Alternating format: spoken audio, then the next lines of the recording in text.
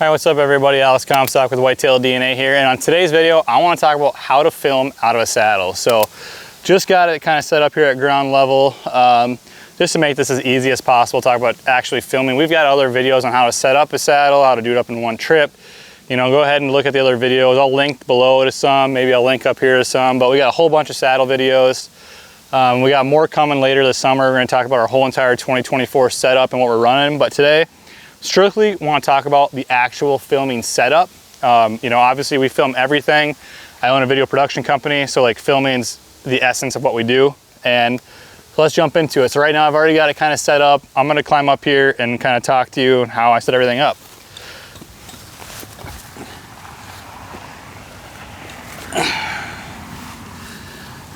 So climbed up to the saddle, hook up the tethered, get it to where you want it.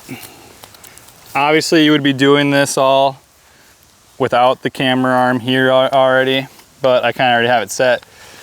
So that's where I'd want it. So typically when I get set up, my camera arm and everything would be in my backpack and I'd hang it up. So for this, I'm gonna hang my backpack probably right here on the left side of me, low enough where I think my bow would be right here, hanging kind of down right in this region. The side, the waist straps, come around where if I don't want to be using knee pads, I can be kind of kneeling on that. So I've already got my bow hanger in my pocket. I'm gonna go about thigh height maybe. Screw in my little bow hanger.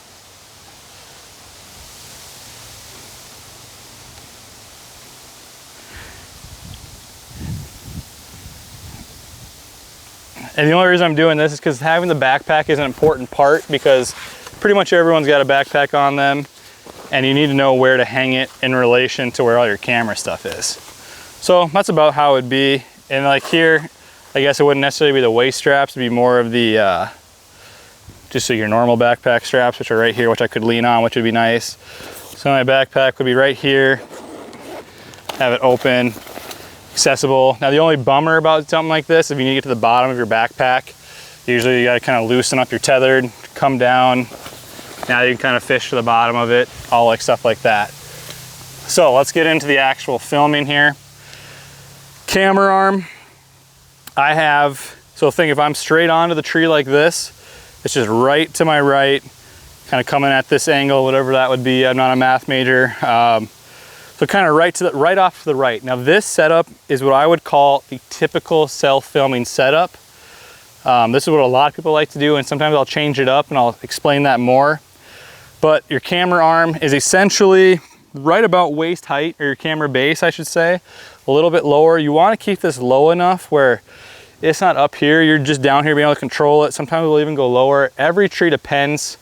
Obviously this is just a nice, straight, easy tree. I'm 2 feet off the ground, so this is just, again, for the ease of showing. So camera arm here, got your camera. So typically when you set up your saddle, you're setting up to shoot on your strong side, right? So I'd be setting up to shoot all to my left here, maybe up here, you know, maybe coming back, shooting back here. That's kind of like your general setup. And then a very common shooting setup is the seatbelt methods. So I would be loosening, they coming around to shoot this way. And that's also a very common way. And now your camera arms are here. So those are kind of, I wanted to set your common shots first before we jump into the actual filming. Those are gonna be your most common shots.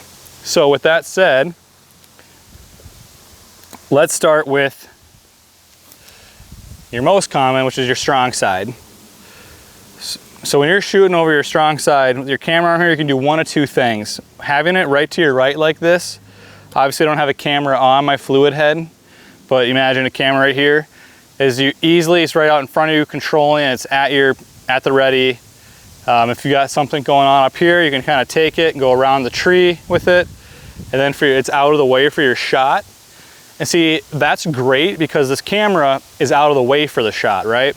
What I don't like is having all the movement, and so it's so far away and so far up here. We're like, all right, if I want to make sure I'm nailing this shot, I kind of got to be like this, holding my bow. Here it comes into frame. Now I'm moving over to take my shot, right? Not a huge fan of that. Another thing you can do is take it and connive it where it comes under your tethered and right here. So like something like this, you just wanna make sure your tethered's high enough so that camera doesn't get stuck coming between. That makes sense right through here. But I've done this a fair amount, and now you're filming everything here. You can take your shot.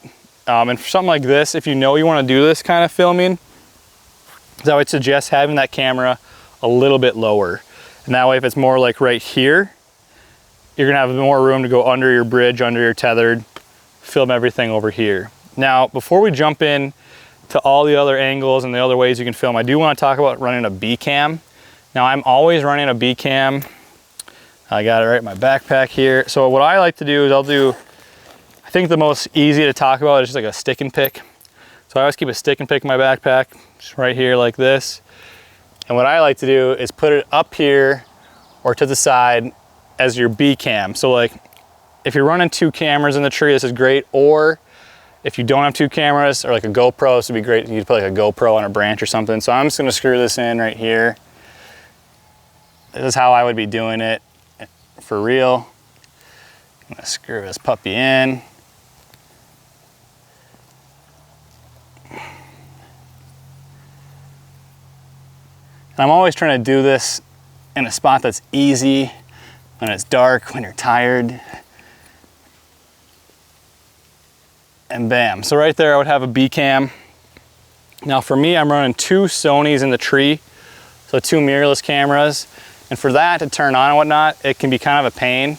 So I've got this here remote. It's a FOTGA RMBS1. Just got it on Amazon. So I would take and plug this into my camera, have this remote right here hanging down. I usually have it looped around like the camera handle, like right here. And then with this remote, I can power the camera on, hit record, all that good stuff. And the great thing about having the B cam is, for me, I keep that at a wide angle, focused on the ground, aka where I'm shooting. And so for me, if I hear something, have a deer coming, a buck that I don't want to shoot, anything like that, the first thing that I'm doing is flipping that B cam on, because sometimes your A cam, you just can't get on the deer and it's tough. But if you got that B cam rolling, buck's coming in, you're trying to get a shot right here and you can't get on them, I know that B cam's rolling, at least I've got an angle for that shot right there. Or we're at best case scenario, you can still get on the deer and you just got it as a ancillary, another angle that you can use. So that's the B cam. Just kind of want to touch on that before I get into all the other various ways of filming. Again, when you've got this camera filming here, now the question is, how do you film / shoot if you've got a deer kind of like over your shoulder, kind of shooting back, right? And so for me, if you're just hunting, not filming, you're leaning up against the tree, coming back, see I'm already catching, making your shot. Pretty simple shot, right? Now filming, this becomes a lot more challenging because you've got, for lack of a better term, you got crap right in your grill here. And to be able to film it, I mean, that's not easy. So for me, if I've got the time and I'm trying to shoot anywhere back here, I'm probably gonna just go straight ahead and seatbelt it. So I'm gonna come like this. Hopefully you've got time to move around. And now I'm here at the ready. I can shoot all back here. And then you can take your camera, swing that camera arm right here, bring it up by you. And yeah, you're grabbing with your left hand. You might have to have your bow in your right hand, but you can shoot everywhere over here, filming, all that good stuff. It's not in your way. And this is a great method. And so there's a lot of times where I'm just chilling, sitting like this. Hopefully if you're sitting like this, a deer's not coming right here, you got a lot of movement. Anything on that weak side, back behind you, easy to film. Again, if you can't quite get on them, remember if you've got 2 cameras, a GoPro, a B cam, whatever, you've got that hopefully rolling in a wide angle, which will kind of mask some errors. So that's that. Big takeaways on what I would call the traditional method is to have that camera arm be about waist high, right off to your right, and you're gonna be able to figure it out. You just gotta figure out what's best for you. Now, there's kind of a non-traditional method which I like, I'm gonna explain that here quickly. And this is kind of, I'd almost say it's become my preferred way of self-filming. And that's gonna be a little bit different, and there's pros and cons to it, but let's get this set up and I'll show you here. So you would have your backpack on.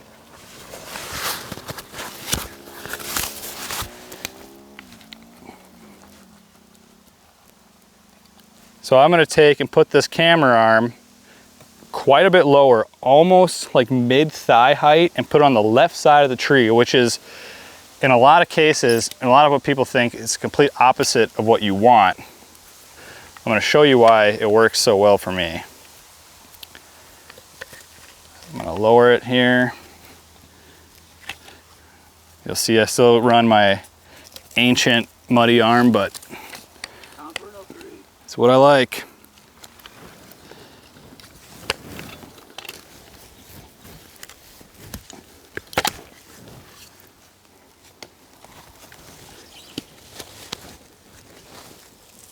The thing is rock solid though. Fuck yeah, it is. When it's on right.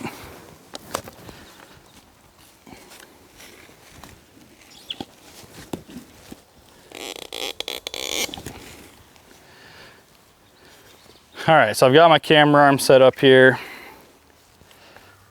Level it out, it's pretty good.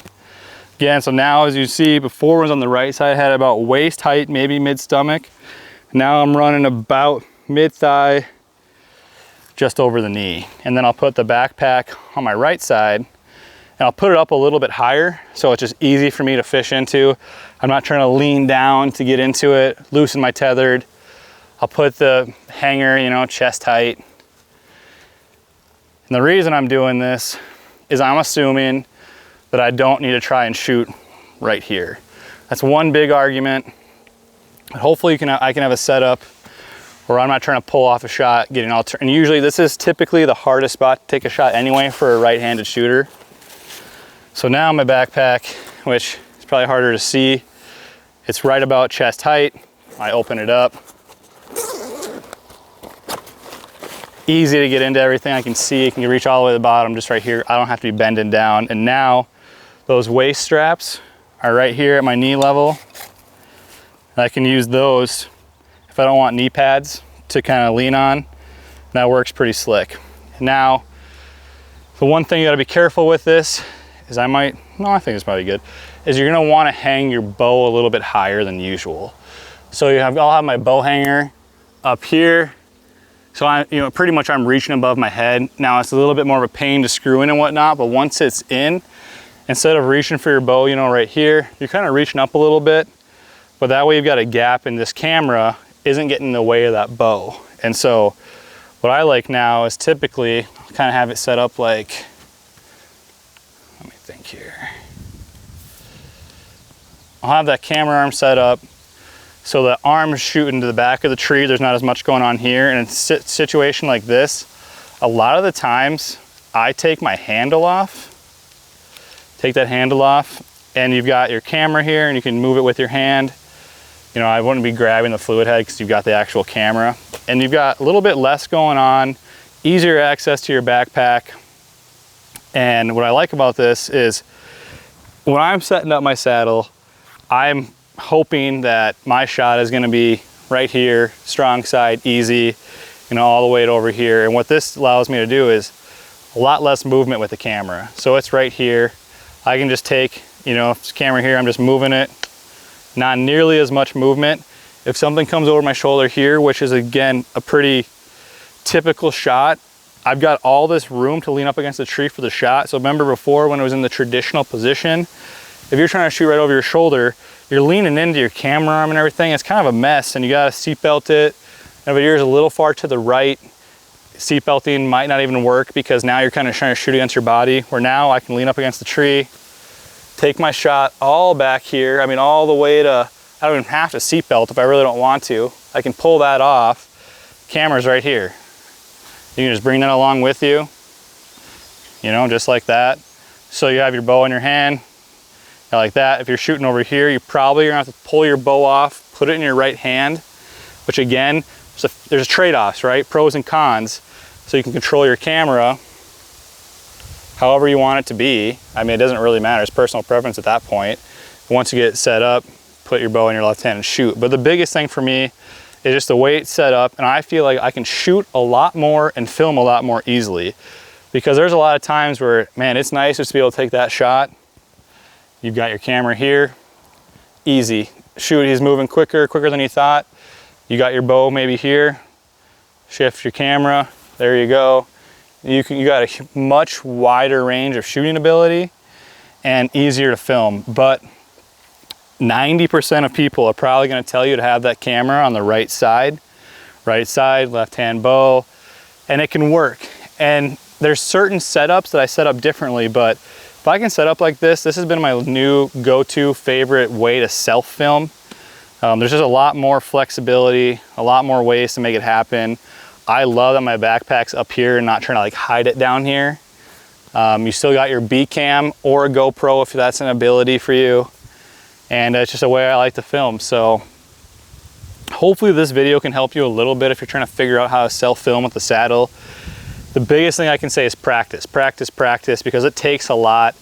And you know, I've been doing it for 3-4 years now, I think, and you learn a lot while doing it, and the only way you're gonna get better is being out there practicing. So last thing you wanna do is, if you're jumping into a saddle for the first time and maybe you've already self-filmed, or if you've never self-filmed, you've already saddle hunted, whatever combination, jumping into a saddle, self-filming by yourself is not easy, but it's very doable, and I think it just comes down to practice. So at the end of the day, hopefully this helps a little bit. Like I said before, we got links below to the other saddle hunting videos we've done. We've done a bunch of them. If you haven't already noticed, we've got a podcast now, so feel free to check that out, link below. Would love it if you'd like and subscribe to this video. It does us wonders, and we'll catch you here in the next video.